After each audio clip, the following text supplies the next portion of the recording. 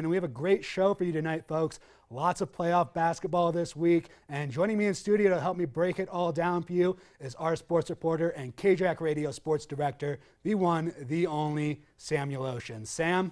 Thanks, Jason. I'm very excited for some playoff basketball from the great teams we have up here at 7,000 feet. And it should make for a very interesting and action-packed weekend. Well, let's jump right into the basketball, Sam. The Flagstaff and Coconino girls teams both made it out of the first round with convincing wins. Flagstaff winning by 25 points against my old school, Saguaro, and Coconino taking down Gila Ridge in another blowout.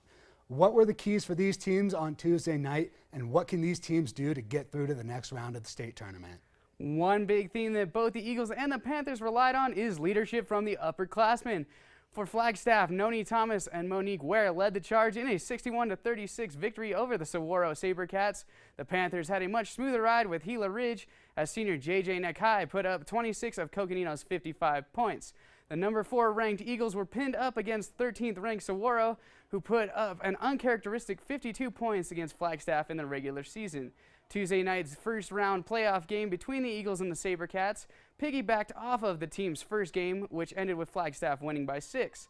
The second matchup saw 6 lead changes, and the Eagles' defense rolled to their 6th straight sub-50-point game.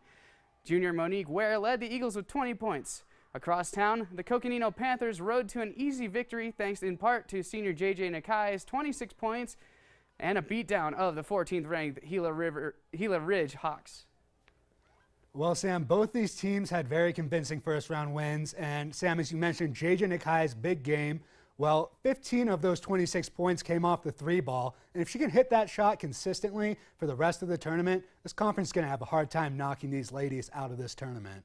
Now, the Panthers are hosting Cactus tonight, the number 11 seed, after they upset the number 6 seed Buckeye Union on Tuesday. Now, Flagstaff, after putting away Saguaro with an early 20-2 run in the first quarter, will play host to the number 5 seed Pueblo Magnet.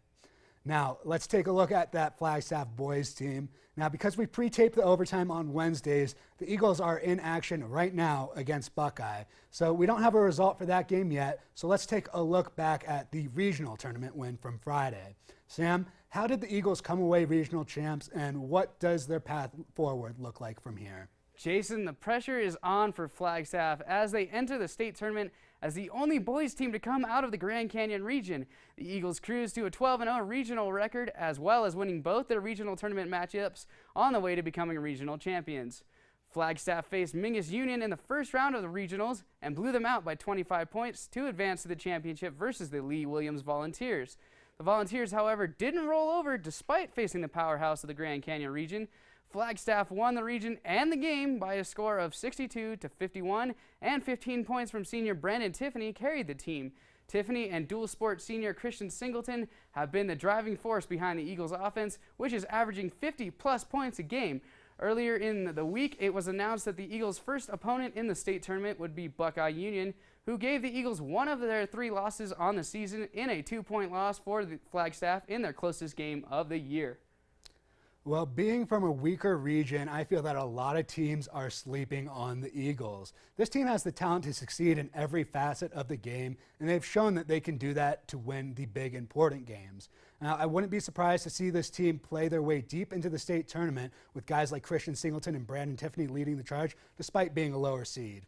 Now, Sam, I know you've been waiting all night to talk about this one. The Division II Ice Jacks have wrapped up their regular season, and they are gearing up for their postseason. How good has this team been this year? This Ice Jacks team is the most dangerous one I've seen in my 4 years in Flagstaff. The monster numbers put up by Max Mahood and Lucas Lomax are the key to this team's season and are the reason the Jacks head into nationals ranked number 2 in the ACHA Western region. Max Mahood led the team with 64 points, which included 30 goals and 34 assists. Lucas Lomax followed closely behind with 59 points on 31 goals and 28 assists. Those two have become the team's dynamic duo, but you can't have Batman and Robin without Alfred. And that's exactly what the second-year goaltender Jackson Gosnell was. He protected the net brilliantly this year. Gosnell ended the regular season with a 15-5 record with an astonishing .850 save percentage, only allowing 99 goals to 561 saves. The last important stat to be aware of is the emergence of the freshman class.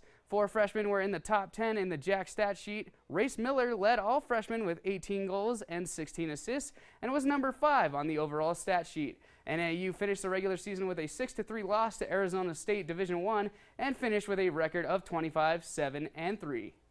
Well, Sam, I couldn't agree more with you when it comes to this team.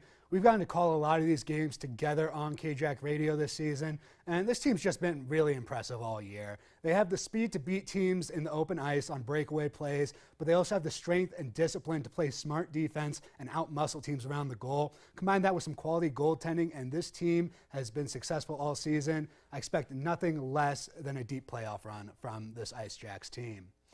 Now back to the high school level, the season came to an end for the Flagstaff girls soccer team last week, falling in the state semifinals to South Point Catholic. What was the key to this team's great season and postseason run, Sam? Jason, the Lady Eagles soared, reaching the state tournament as the number 1 seed. Not only did Flagstaff make it to the state tournament, but they did it in dominating fashion by demolishing the rest of the Grand Canyon region and going undefeated in regional play.